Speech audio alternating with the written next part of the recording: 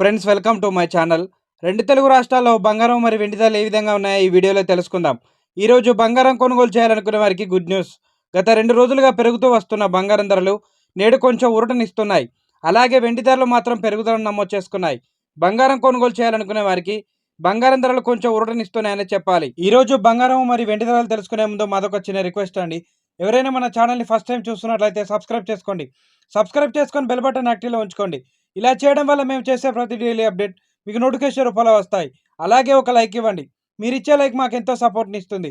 ఇక రెండు తెలుగు రాష్ట్రాలైన ముఖ్య పట్టణాలు హైదరాబాద్ మరియు విజయవాడ, విశాఖపట్నం బిలియన్ మార్కెట్లో 22 క్యారెట్ల 10 గ్రాముల తులం బంగారం ధర 82,500 రూపాయల వద్ద సెల్ అవుతుంది.